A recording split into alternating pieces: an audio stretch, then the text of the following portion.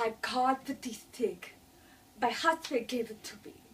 Some people think it's ridiculous, a deaf woman with an iPhone. But that's just ignorance. You know, text messaging is actually based on technology that deaf people have been using for decades to use the phone. So yeah. Plus, with the iPhone, I could use email, which means I am completely accessible at all times. Which is sometimes not a good thing. You should know, though, that this little thing is a major concession for me. I don't like to fit in. I spent too much of my life trying too hard. The only thing worth fitting in is your jeans. That's what I tell my son.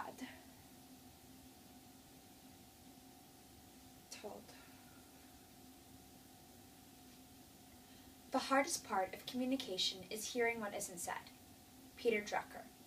Elle, a middle-aged deaf woman, struggles through tragedy, realizing too late that she's become senseless. By Catherine Rawl. Some people wonder if it's rude to ask if I was born deaf. Though it's not, and though I wasn't. I was born perfect. I like the sound of my mother singing, and I remember my father's laughter. But when I was 11 years old, I had an epic war with meningitis, and then, poof, I couldn't hear my mother singing, and my father stopped laughing. At first, I was excited. I was just sure that my other senses would improve, like superpowers.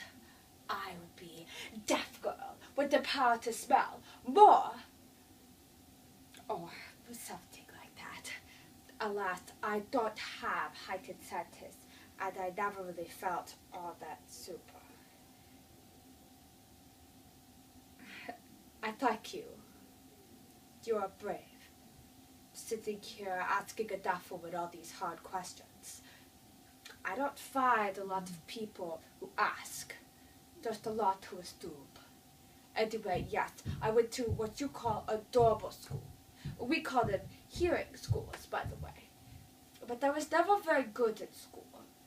It wasn't because I wasn't smart. In fact, the words smart and Alec were frequently mentioned with my name. The problem was fitting in. People do really understand me on so many levels. And I didn't really understand them. So school was lonely. Until I met Terry. He was in my intro to college chemistry class, and the irony was never lost on us. At first, he smiled a lot, and then he would write notes to me. That's how we went on our first date, pens and notebooks in hand. Eventually, Terry learned sign language. His hands were sore and clumsy, but so was my heart. So it worked out. When we got married, Terry didn't understand what he was getting himself into. We went house shopping. We had to find a deaf-friendly house. We spent 8 months searching until we found this place. I think we will retire and die here. It's so much of who we are. And when Spencer was finally born, the house really felt like a home. It wasn't supposed to happen. Statistically speaking, deafness is almost always one generation thing. Spencer was going to be my loud, musical, adorable little boy. When we found out that he wasn't going to be like that, when we found out that he wasn't going to fit in, that's when I made the decision that I would never try to make Spencer into something that he wasn't. That's why I insisted against the cochlear implant. It's a device that gives a sense of sound to deaf people. I wouldn't even discuss it with Terry, and would purposely ignore the subject when it came up. This, of course, made Terry furious. He said to me, "You weren't thinking about our son. You were so concerned with your pride. You weren't thinking about the good it could do." You are being selfish. But I wouldn't listen. Because it was about pride. It was about my son. He was going to be born perfect. Not something that needs to be fixed. We argued about it for the last 4 months of my pregnancy. But when Spencer was finally born, the argument stopped. Because we were so in awe of that little man and these big brown eyes. We started him in hearing school because Terry wanted him to try it. He was labeled so many things those first couple of years.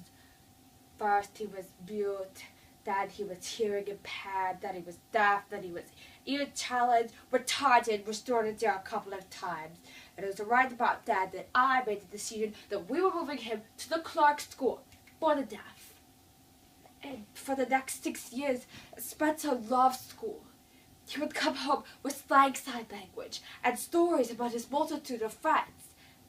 And needless to say, I was proud that I had raised a son who was so comfortable and happy in the world. Spencer learned about cochlear implant at school. He said that maybe for his high school graduation gift, we could sit down as a family and talk about the possibility. I was so bad at him for that. I felt betrayed. Terry told me that it wasn't my life and I need to let Spencer find his own way. You can imagine how I took that piece of advice. When I was finally ready to talk about the subject, Spencer smiled and melted whatever resistance I had left. Spencer said that he would go to the library and bring us back home information. On the way out the door, he made some smart-aleck comment about how, in the future, if I wanted my own way, I needed to remember that the silent treatment doesn't work on the deaf. And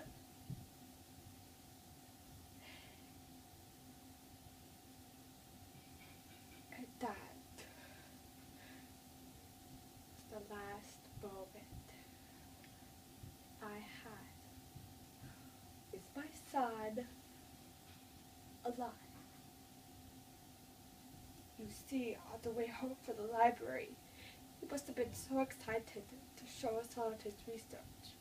He must have wanted to spread out his papers at the table and excitedly rattle off statistics and sign on the wonderful things he was going to do once he had the surgery. He must have been rushing to prove me how wrong I was, because if he wasn't, he would have been more careful. He would have waited for the crosswalk signal. He would have seen that truck coming. And what was a deaf boy doing at a blind intersection? Doing fate? Why did I have to be so proud? So selfish? When he was born, why did I say no? When he wanted it, why didn't I say yes? Why didn't I let him find his own way? Why didn't I listen? I could have done anything other than what I did, and he would have been fine. The worst part, I couldn't even hear the phone ringing. Terry's big, slow, clumsy hands had to tell me that my little man was gone forever.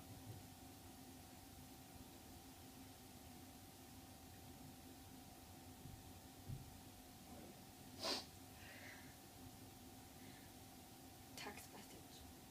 It's Terry. He says the funeral director has confirmed this weekend. I guess I'll have to send out the message to people.